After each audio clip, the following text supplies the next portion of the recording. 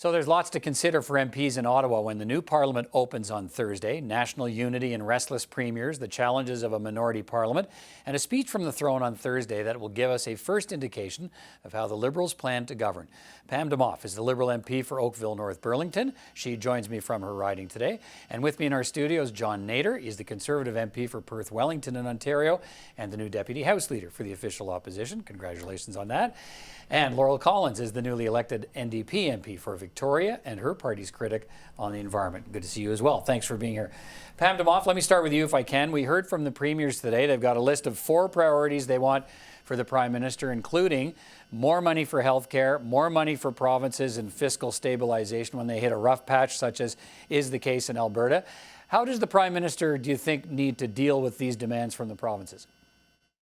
Well, I think the Prime Minister is certainly listening. He's been having one-on-one meetings with the Premier. We're happy to see the Premiers meeting and discussing these issues that are important to them. And come the new year, he will be meeting with all of the Premiers together. And these are all things that we are open to, and we look forward to working with the Premiers for the best interest of Canadians. John Nader, what do you think of what the premiers are presenting here, which is United Front? But as we've heard from premiers before, they're asking for more money, they're asking for more money, they're asking for more money. How do you think Justin Trudeau needs to respond to it? Well, I think first and foremost, he needs to work with the provinces. It does no one any good to be picking fights with the different premiers as we've seen over the past number of months. So I think first and foremost, he needs to start working with these provinces. There are challenges they're facing ahead, whether it's the Western provinces or Quebec. There are real challenges there. I think the premier has mentioned today that they have a real concern with some of the proposals going forward, whether it's farmer care or other items that are in provincial jurisdiction. So, if the Prime Minister is going to begin implementing programs within provincial jurisdiction, he'd better get to the table with these provinces to make sure they're on board, or that there's options there for each of the provinces to go forward. Laurel Collins, how do you think the Prime Minister needs to deal with these demands from the provinces? Well, everyone can agree that we need more money for healthcare, that we need to better serve Canadians when it comes to their healthcare needs.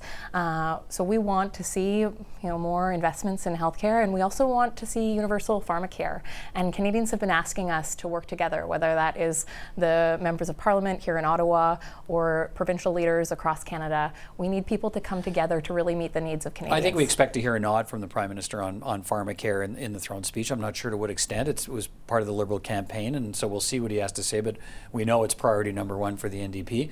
But around that provincial table today, it didn't seem to be the top priority for them. They're saying, look, fix the healthcare system we have now before you talk about a plan around pharmacare. So where does that put the conversation? Pharmacare is healthcare. When people are struggling to make ends meet, when they're making impossible choices between paying for their prescriptions or paying for their rent, when they're cutting pills in half or skipping doses, it means that their health is at risk. And I've heard again and again and again from people in my constituency, but also from people across Canada who are in desperate need of universal pharmacare. It would make a real difference in the lives of the people in our country, and I hope that the Prime Minister is listening. Pam Damoff, how far should we expect the Prime Minister to go on the issue of pharmacare, given we heard some provinces today, a number of provinces say, look, you send us the money, and other provinces said they want an opt-out clause clearly from pharmacare. Send us more healthcare money, we'll decide the priorities, and for some of them right now it's not pharmacare, it's fixing wait lines and other parts of the healthcare system.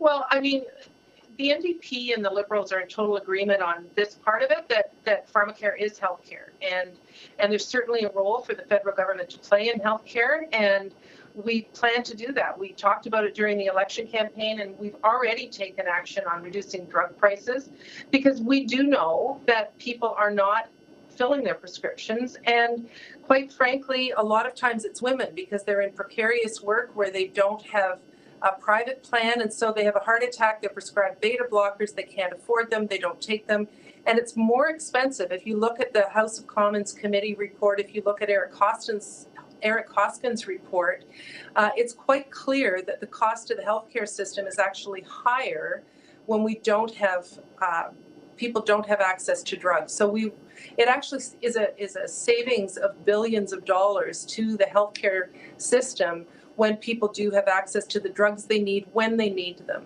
Mr. Nader, a national pharmacare plan has not been a priority for the Conservative Party. Wasn't in the election campaign. So What do you think the priority should be in the speech from the throne? What do you want to hear Justin Trudeau talk about, or not Justin Trudeau, the Governor General, reading the speech from the throne on Thursday? What do you want to hear in that speech? I think there's a few things. First of all, we need to make sure that those who are in the energy sector, those who are in the forestry sector, that there's a plan there to get them back to work. These are real people in real jobs, in real communities with families. We need to make sure that there's a plan to get them back to work. Prioritizing a softwood lumber agreement with the United States has to be done to help those in the forestry sector. And I want to see real support for families, for taxpayers, make sure there's broad-based tax relief so that they can get ahead. We want to see those types of things. Is it likely Conservatives will vote against it no matter what? You're the official opposition. I mean, you know, you're not likely to support the speech from the throne. You know, it's unlikely if there even is a vote on the speech from the throne. There's no requirement that there is a vote on the speech from the throne. We'll look at it. We'll see what's in it. We'll see whether it addresses the concerns and the needs of Canadians and go from there. What we really want to see, though, is whether or not the government is willing to work with the opposition parties. I have to ask you because you're sitting here. I mean, your leader, Mr. Scheer, clearly has some problems of his own within the party. What is that? How does that limit his ability to be a forceful opposition when he's under attack from his own party members? Well, I think not only are we going to be a strong opposition, I think we're going to be seen as a government in waiting, and that's really what Canadians expect from us. They elected us to be that voice, to be the voice of Canadians who elected us, and to show that we're ready to govern whenever that next election might be. So, you know, we're going forward. There'll be a convention later this spring. I suspect that our leader, Andrew Scheer, will get a strong endorsement from the party at large, and we look forward to holding the government to account in the months to come. Laurel Collins, let me come back to the speech from the throne on the NDP. We've talked about pharmacare. What else do you want to hear from Justin Trudeau and through that speech from the throne? It's really the priorities that we heard throughout this election. We know that Canadians are struggling with affordability, and especially with the housing crisis. We want to see bold action when it comes to actually tackling these issues. I also want to see bold action on the climate crisis. We are running out of time. You know, COP25 just started, and we need to see this government actually end fossil fuel subsidies. We don't typically get great detail in a speech from the throne, so we can talk about bold action. That's probably something for down the road, how the speech from the throne gets implemented. And but I mean, nobody's talking about New Democrats voting against the speech from the throne. Is that still an open possibility? We're going to listen to the speech from the throne. What I'm hoping to hear from the speech is really a strong signal that we're going to see legislated targets, that we're going to see real action on the issues that matter most, and real action on pharmacare, on the climate crisis, and on the housing crisis. Pam Damoff, let me finish with you. Can Prime Minister, does he have to touch all of these bases? All of these, it's not likely he'll get support no matter what he says from the Conservatives. They're making that clear. But from these other parties, he needs support from at least one of the other opposition parties, the major ones in the House. So is he going to touch all of those bases with a view to trying to keep at least two of the three parties and the Green Party as well on side? Well, I think you've seen the Prime Minister having these one-on-one meetings with each of the other parties in the House, and really wanting to collaborate with these parties to find out how we move forward for Canadians. I think Canadians want to see us working together. I think that was clear during the election, and certainly clear since the election. And the Prime Minister's been taking the time to meet with premiers, to meet with mayors, to meet with the opposition leaders, so that we can collaborate and find ways. There's a lot that we agree on. Pharmacare is one, climate change.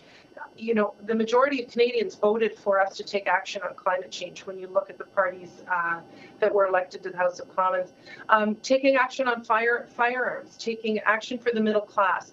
And there's a number of areas where there's incredible agreement between the parties. And I think I'm looking forward to getting back to Ottawa on Thursday, hearing the speech from the throne, and really working with other parties to move forward on a lot of these really important initiatives. All right. I'm sure you're all feeling the same way. You're all anxious to get down to work after an election campaign, and Canadians want to see what the new Parliament will produce. Thank you all for your time today, and we'll talk again. Thanks so much. Thank you.